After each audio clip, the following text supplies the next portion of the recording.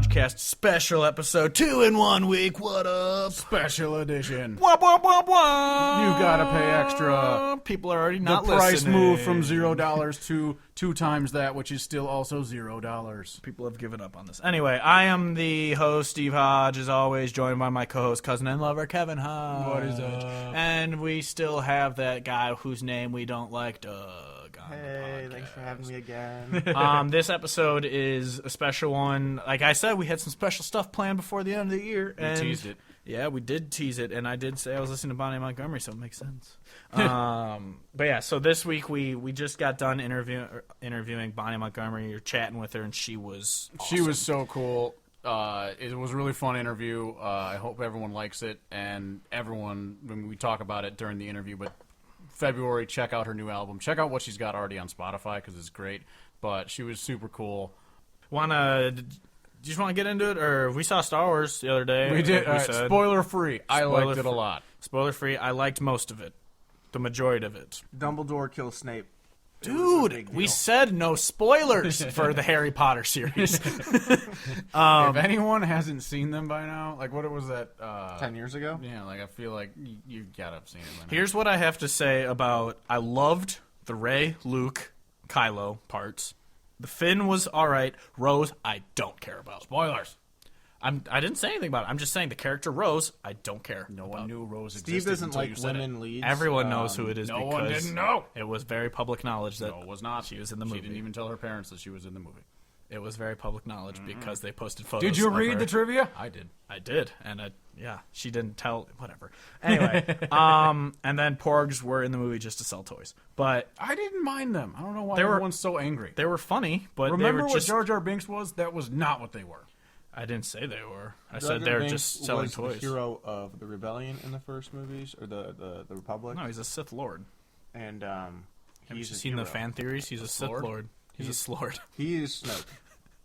All It is revealed that Jar Jar is Snoke. We've gone down. Yeah. A Anyway, fucking there's thing. there's no. Obviously, we're recording 2 days after we did the George Strait one, so we don't have anything really new to say. The only so- thing that happened was Coetzel had a new song that came out yesterday. I don't know if we're going to do what we're listening to at the end because it's just the interview. But we didn't have anything when we recorded last that was coming out, but that's all I found. Yeah.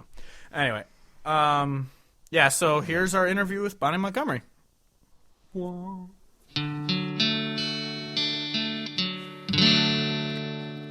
We're here, me and Kevin, joined by Bonnie Montgomery, who is open for amazing artists such as Hayes Carl, Billy Joe Shaver, Turnpike Troubadours, Chris Stapleton, Dale Watson, Sturgill Simpson, many others. It's impressive, to say the least. But, we're here joined by Bonnie Montgomery. Hey, y'all. Thanks for having me. Absolutely. Thank you. As we said before we start recording, you're our second interview, and we're very excited to be able to talk to such badass artists. And you won the Ameripolitan Award for Outlaw Female Country Artist or something like that? Yes. Yeah, That's right. yeah. We were actually talking about the awards, like the nominees for this year, and we're like, this is an awesome award show that kind of has artists that we love in it, rather Right. than kind of like nothing against CMAs or AMAs or any of those, but this is the artists that we follow, and so we're really excited that kind of you guys, all of y'all, are getting recognition that you deserve. I agree. It changed my whole life mostly because I got to meet everybody, that was nominated, and, it's just a grassroots movement that's a lot of like-minded people. So it's been really awesome just to meet everybody and kind of have a good community, Yeah, is it kind of like once you kind of get in on that, is it just kind of a tight-knit family of everyone just loves, kind of playing with each other and kind of helping each other out? And Yeah, so far that's exactly what's happened with me, and kind of sharing, venues and sharing gigs when we can, and because we're all pretty like-minded, I think Dale said that the statement for Ameripolitan is that it's like roots music, and I think that's what connects all of us is we're really into the actual roots that we all came from and trying to keep that tradition going, and not in an authentic way, but also with our own spin on it, Yeah. Kind of Yeah. anti-establishment vibe. Absolutely. Yeah, one of the things that I always feel about, the country music and the Americana kind of scene, especially, those represented in the Ameripolitan Awards, is that I'll always see on, social media and whatever, people just promoting other people's music, not promoting them because, their label's telling them, hey, we have this person, we should promote them, but people who, the artists know each other, they like each other's music, and they just want everybody to get as much exposure as possible. And I think that's a really neat part of it, as opposed to some other, genres where, they may have a collaboration and they talk about, oh yeah, this person's great because we collaborated, and then they never talk to each other again. I know, I agree. I think it's really strange, too, that a lot of those big awards just keep getting handed out to the same person over and over, Yes. year after year. Because I swear, if I were in that position, I'd be like, okay, cool, thank y'all, but hey, I've had my turn. Here's somebody else who's really, really good, too. Yeah. We're all artists, and this is a pretty tough economy for artists right now, and we should be lifting each other up because it's all coming from the same source, in my opinion. It's just yeah. Well, we gotta keep the art going. Yeah, wasn't it like Waylon who said like he would never accept his awards because he's just like, I'm not here to compete against people. Like, Yes. it's about everyone, all the music. Yeah, I feel that way too. I look up to Linda Ronstadt because apparently she left her Grammy award in the back of a rental car in LA. That's awesome. It's like music is not a competition, and I've always felt that way. Even I don't know if y'all saw that I have a background in opera, but I mean, yes, I won some competitions in opera, and that was awesome, and it was a major high. But it was also like, you know what? What actually made me the winner here? It's so art is so subjective. It shouldn't be a contest. Yes. It should just be what moves you and what speaks to you. Yeah, and so I agree. I agree with Waylon. Yeah, and I absolutely I felt that with the major awards, it becomes more of a competition, and it's messed up when someone wins an award and doesn't even have new music come out that year. Whereas whereas like the Ameripolitan and just kind of the Americana and like roots country movement is more of a celebration about the music, which I feel like is what those award shows should be about, is more of a celebration for music in general, rather than trying to sell albums that aren't selling well, which is what I feel like the mainstream ones are. Interesting. That's an interesting point. And it's also like they're selling a product, which is themselves. Yeah, less I'm art. a purist, and I'm all about the music. Music has saved my life time and again, and that's what this is all about. Is keeping the music going, not actually being some kind of product that's for sale. That's the hard part for me. Is like trying to convince people or try to sell myself to people. I'm like, I don't have time for this. I've got another song I'm Oh yeah, write, the art is the focus. Yeah, that's actually one of the things we actually talked about just earlier this week on our previous podcast, was that people are talking about how genres are changing and whatnot, and like, so all this pop stuff is coming out because, you got to change the genre with the times, and people go, well, that's exactly what Waylon and Willie and them did back in the day. I was like, no, they were fighting against the commercialization of country, whereas people are now fighting for it. And the stuff that people are saying, the genres aren't changing, they're just trying to sell it, whereas the people who are true outlaws like you and others are just making what they feel. And that's what the true outlaw is. It's not like when people, I mean, I don't want to get you in trouble or anything by dropping names, but when people are like Justin Moore and Brantley Gilbert are the biggest outlaws in country, it's like, no, they're not, because their labels are telling them to have this persona. And it's not, it's like nothing against their music. I mean, obviously I'm sure they have passion for country music as well. It's just that they aren't saying screw the establishment. They're just kind of listening to the establishment. Yeah, I agree on that. Totally. Yeah.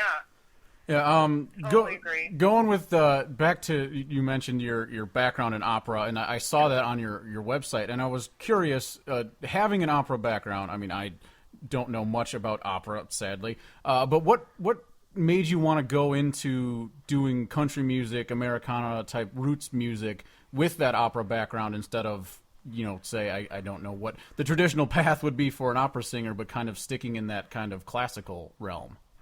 Right. Well, I was raised in Arkansas, so the soundtrack of my whole life growing up was country music. Although I had people in my family and in my life that were really into classical music and different genres and stuff. So I'm thankful for that. But in Arkansas, growing up I was growing up in the 80s and 90s. It was just the soundtrack on the radio, and music that my grandparents listened to and loved. And I came from a really musical family, so when we got together, we just jammed and played and sang. And I first learned the Hank Williams Sr. classics on sheet music because I could play piano, and I would play for everybody while we sang, and it was just the music of my family and my life. That's awesome. Yeah, that's awesome. Yeah, it was so great. I'm so thankful for that. And so I sort of rebelled. I've said this in other interviews, but I think going into classical really hardcore was almost like going into punk or metal or something. It was, it was the rebellious move. I'm not, I'm going a different direction. And, yeah. Plus, I just loved it. It's just I really loved listening to music and learning about the history of it and everything. I was a total nerd in school, and just I loved it. And I was really diligent about my vocal training. Mm-hmm. But then, I just got really tired of the box that I was put in as a classical singer, because everything is extremely pre-planned, and everything is very scrutinized, and you can have your own voice in the smallest little way in opera, but you're really it's very conformist in a lot of ways. Yeah, and so you have a lot of more freedom now. Yes, it feels great to just not enunciate my words very well and yodel and absolutely, and have fun and just be free with singing and interacting with a band while I'm singing and interacting with the audience. It's really cool. Absolutely, it's very cool. But I'm so glad I have the training, because I can still lean back on that. All of the vocal acrobats that I had to learn. Oh, absolutely, and I think it very much comes through when you listen to your music, how powerful and dynamic your range is when you sing. Thank you. That is a huge compliment. Thank you so much, because I still sing classically when I want to, and I didn't go for it try to be a major opera star or anything, but I still think that opera singers are the coolest people on the planet, and probably the most glamorous, amazing career you could have, And besides a country artist. Yeah, I couldn't. I was actually during while you're talking, I was imagining an opera singer being on stage, being like, "How are y'all doing tonight?" Being a rock star about it. Yeah, I know. Like I said, it's so reserved and formal. So it's been really nice to break out of that, but still have the appreciation and the training too. And yeah. I know it's a weird mix. It's been an interesting journey for sure, but I finally just kind of came to the realization that it's all the same. It's all coming from the same place of artistry, Yeah.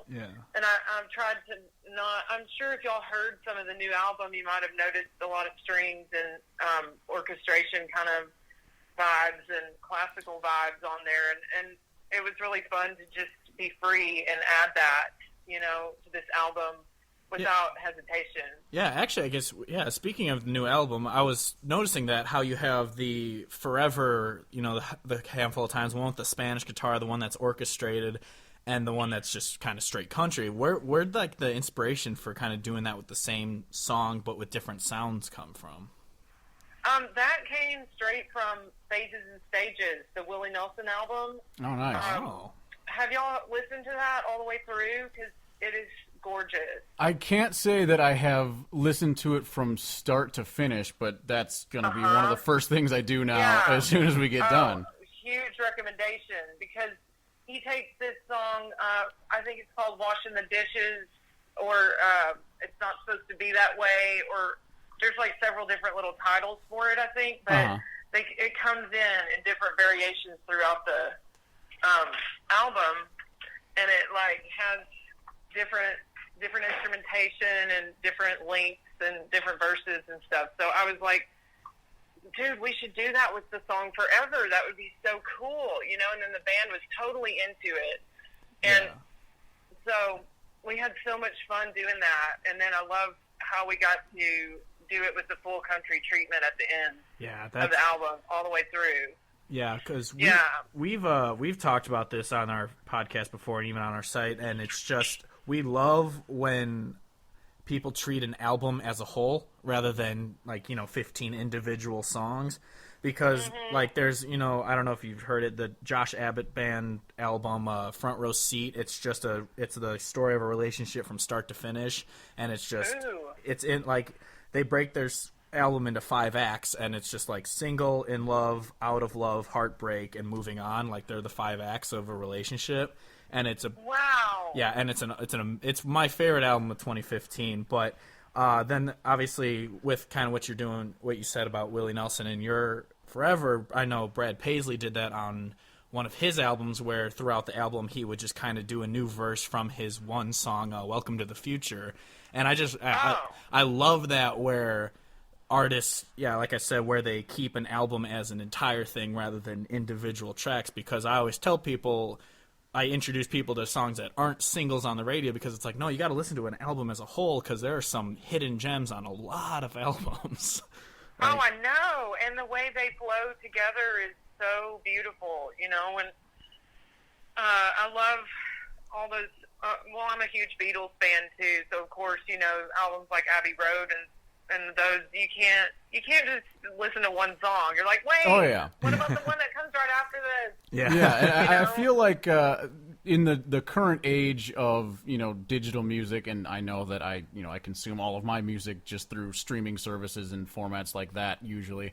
But the album is becoming a lost art. There's people that just will release an EP of 5 singles that they're going to put straight to radio, and then the album that accompanies it just ends up having, here's all those 5 songs plus a bunch of other random ones.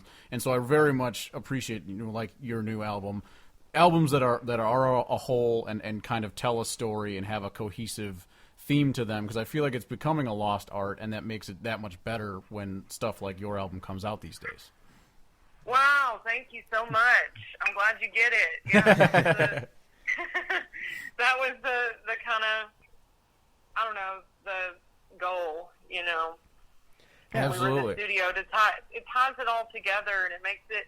In fact, we recorded 2 other songs that were real barn burners, like Foot Stompin', and the ones that we get really wild with live, and they sounded good. They sounded great when we cut them, but they just didn't fit with this piece, you know. Yeah. Like you're saying, it is a piece, and everywhere I tried to put those songs in the order, it kind of broke up the whole vibe of the album. So maybe I'll release those later as singles by themselves, you know. But yeah, that was an interesting process, was to kind of try to make it all cohesive and make sure it stayed in that that world, whatever that world is, because it doesn't really tell a story like the Josh Abbott album that you mentioned, which sounds awesome. I got to look that one up. Oh yeah, it's a really good one, but yeah. But it's just, it's about the road, and it's about the themes are all kind of the same song to song. Yeah. Yeah.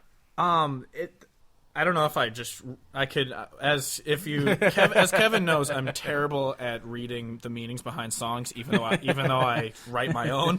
But so is your songs No More? I love it. It's just one of those boot stomping, classic as fuck country songs. That's just I love the tempo of it, and then it kind of is. Thunder kind of a similar song. It's a lot obviously slower, and it's not as honky tonkin'. But is it kind of a similar feeling? Because Thunder might be my favorite off your new album. I don't want to ruin all the songs for everyone before they get to hear the album.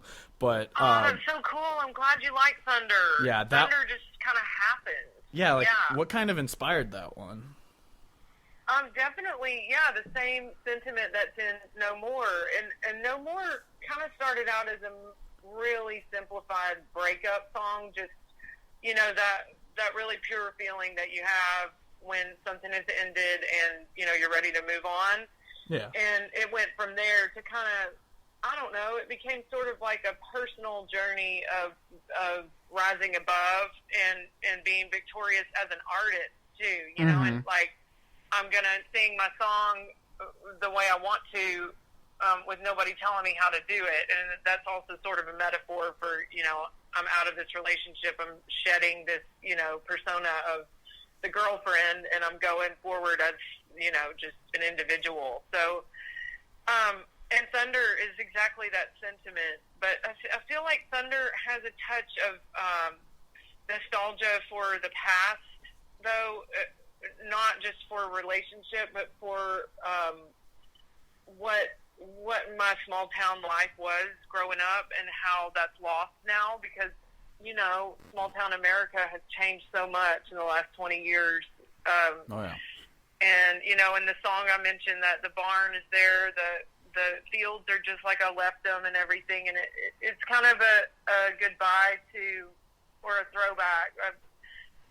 Just a tribute to the legacy of my family and the farm and all of that, and how I've had to let it go. And it's I think a lot of people in our generation feel that pain. I know I've really identified with Sturgill Simpson on that. He's talked a lot about what his hometown has turned into, and even Margot Price with the Hands of Time song. I love that song of hers.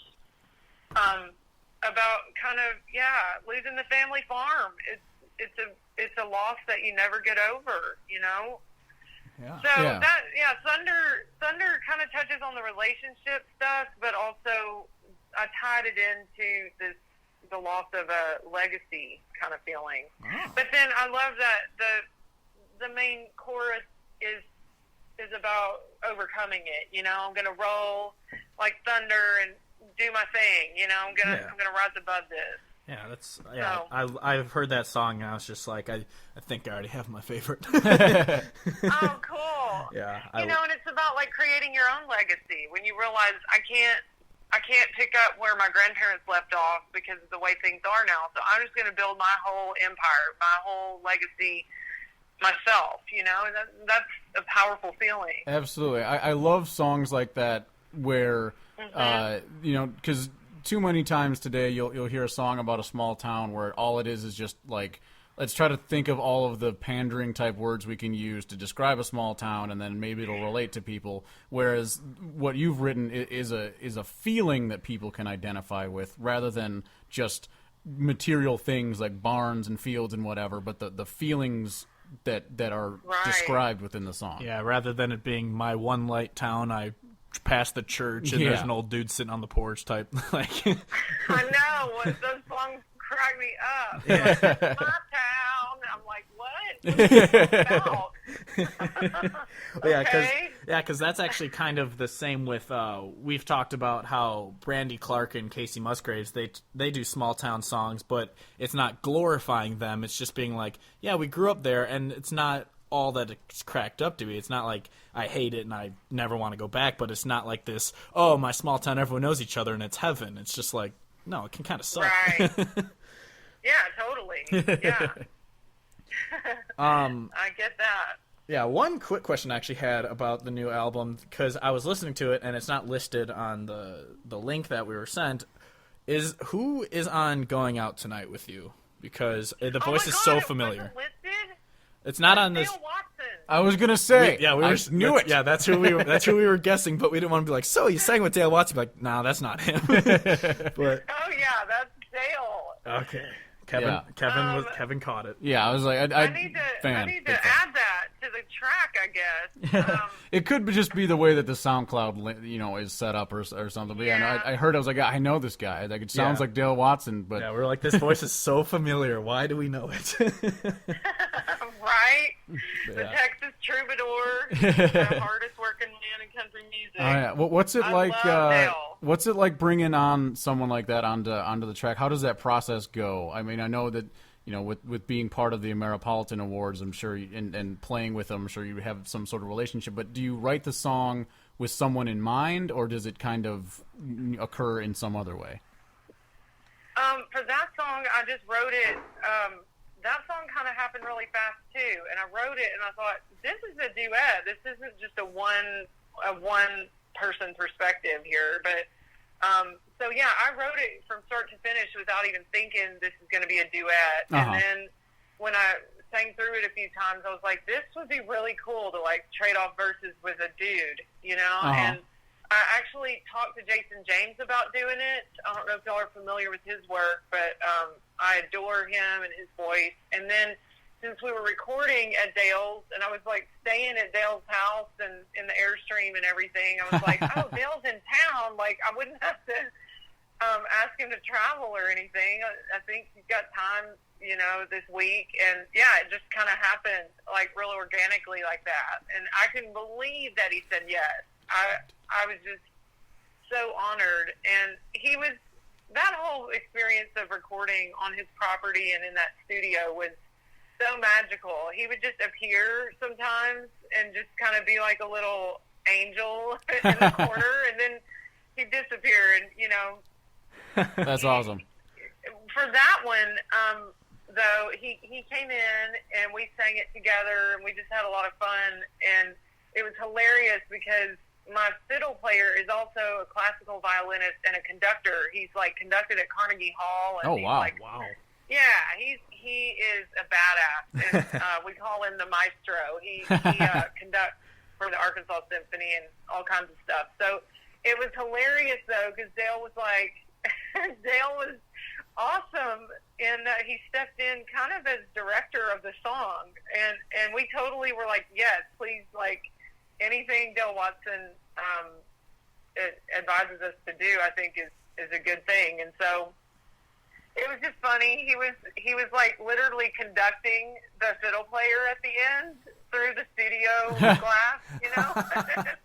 Conducting the conductor. Well, yeah, we're like, oh my God, we will never forget that moment. It was just so funny. Because he was looking right at Jeff, the fiddle player, and like conducting him. And it was just kind of like a full circle moment it was hilarious.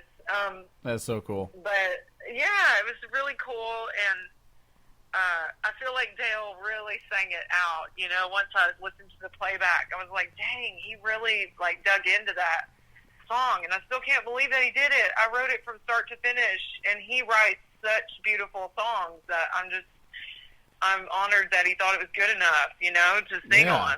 Absolutely. Great. Yeah, that's awesome. How, kind of speaking of Dale, you've shared a stage with him and a lot of other artists. What is it like to get a call saying like, hey, you know, you're opening for Stapleton or, you know, Turnpike or something like that? Like, how does that happen? Oh, it's awesome. All of them seem kind of have a different story to them, but I think the one that was the most exciting and like personal was Billy Joe Shaver. Oh yeah, love Billy Joe. Oh my God, he is everything that the legend of Billy Joe Shaver is. He actually is in real life and more.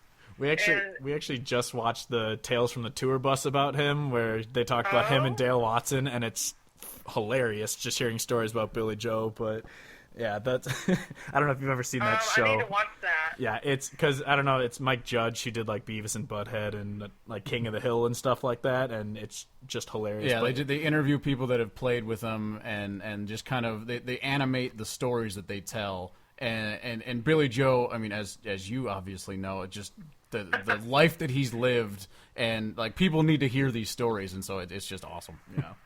Yes. Oh my God, I gotta look that up. That yeah, sorry, I didn't mean to interrupt you. So about opening for Billy Joe and everything.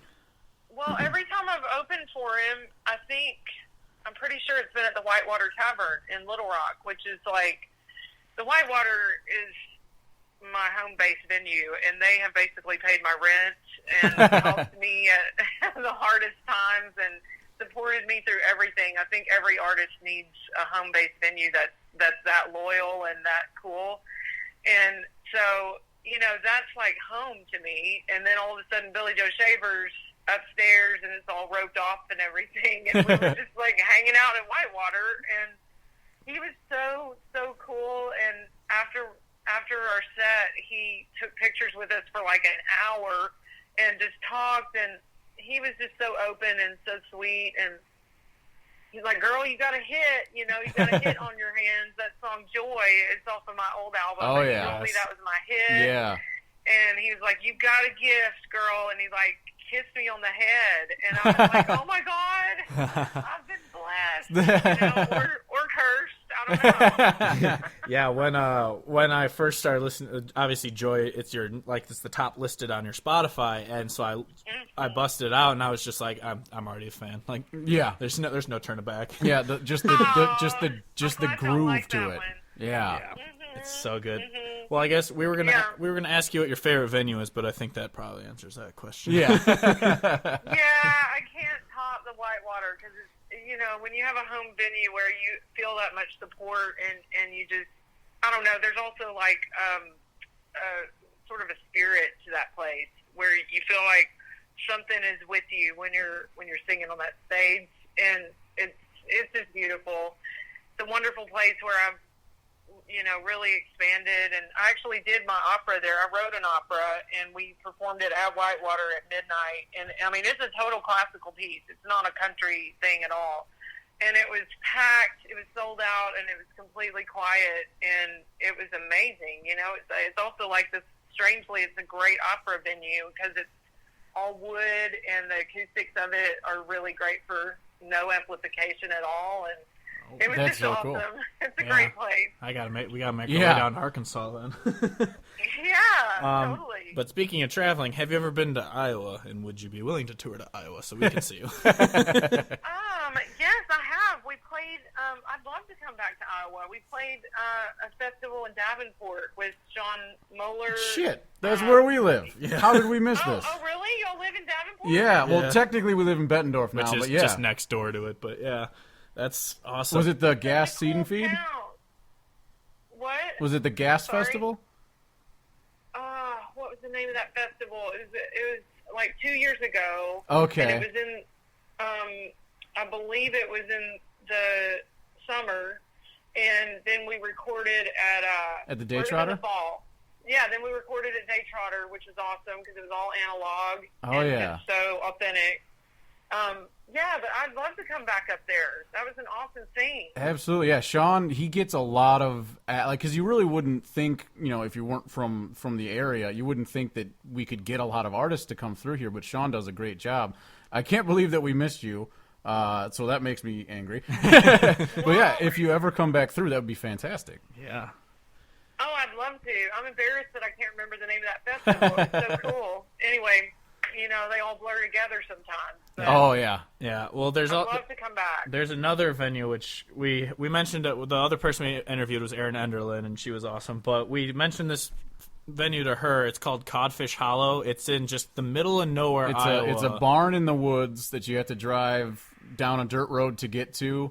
But they get. Oh, I think I heard about it. It's such a cool place, and we always try to plug it with anyone that we talk to because we think it's great, and we think that anyone would love to sing there. Yeah, it's just this big open barn, and they just converted it into a concert venue, and it's amazing. But yeah, so we would love to see you Wow. there or here in Davenport. That'd be awesome. Okay. Yeah. Let's make but it happen. yeah, I figure you probably do. You have like plans for kind of touring with this new album coming out next year, or because we looked at because we looked at your thing, and you're just kind of in Arkansas. It seemed mostly for like the rest of the year, but Yeah.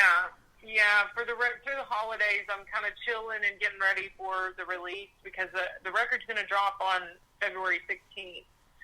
So I'll have a record release party in Austin to kick off the tour, and then at the White Horse down there. my brother lives in Austin. I'll have to tell him to go.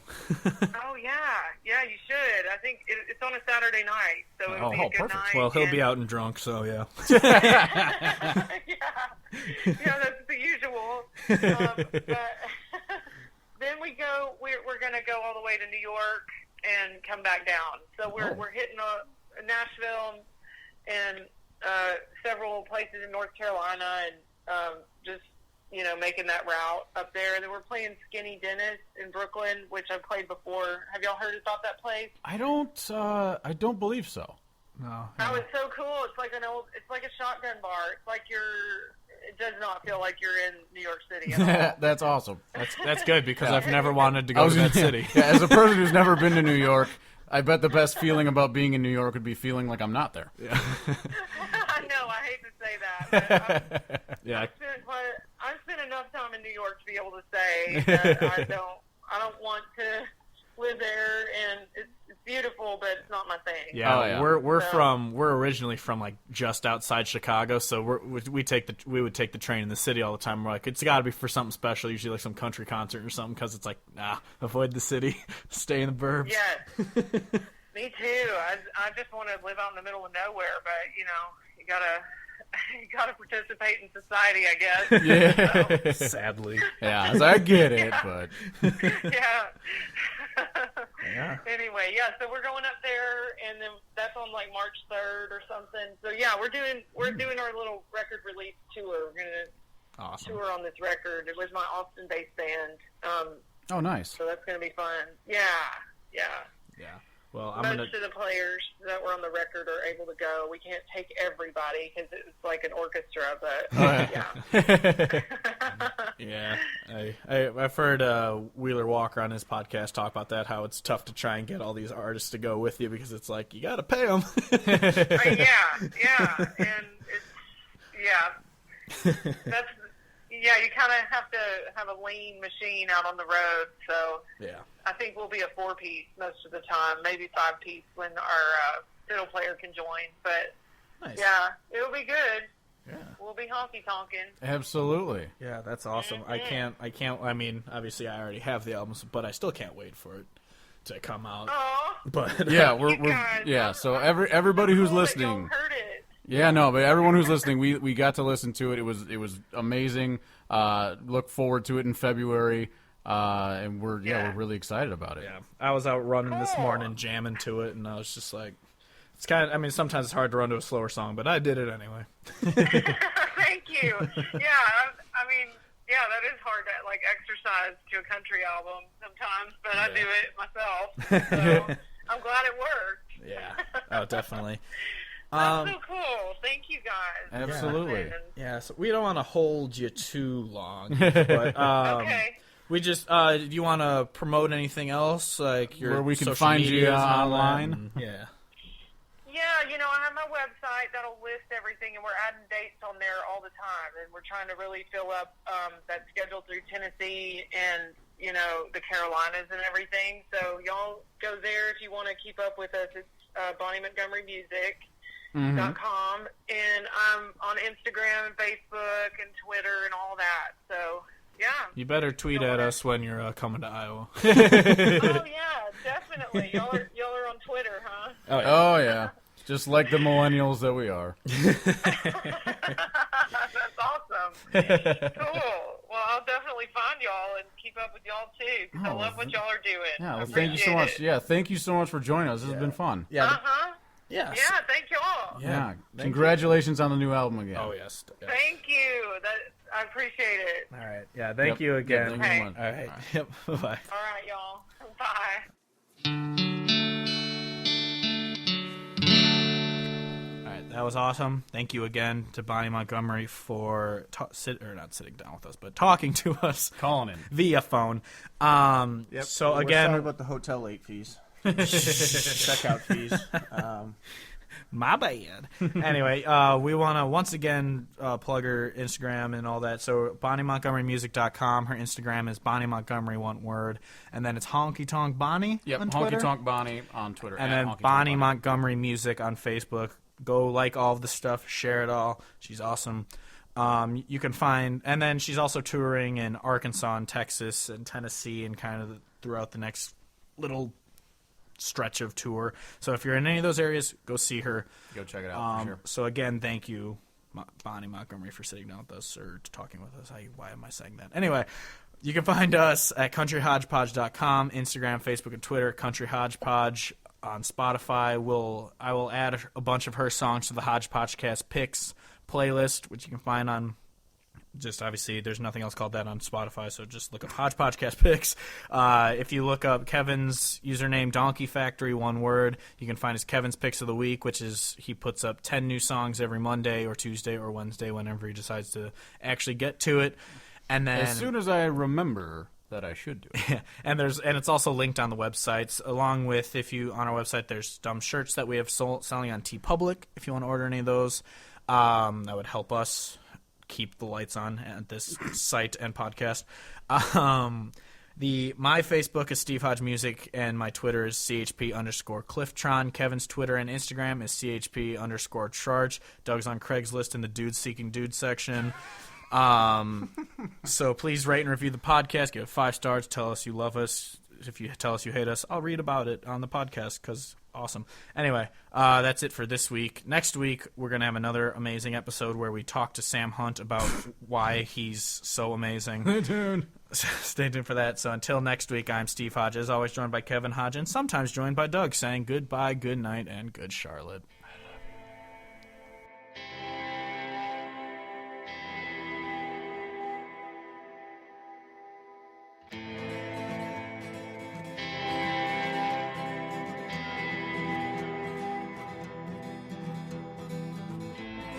Lately I'm not sleeping, but it's like I'm in a dream. Deputy and sheriff, state penitentiary. Charges and convictions, they don't mean a thing. They're nothing like the voices running around my brain. And they can take me or leave me. I can't ever come back home. And they can take me or leave me. I don't even want to grow old.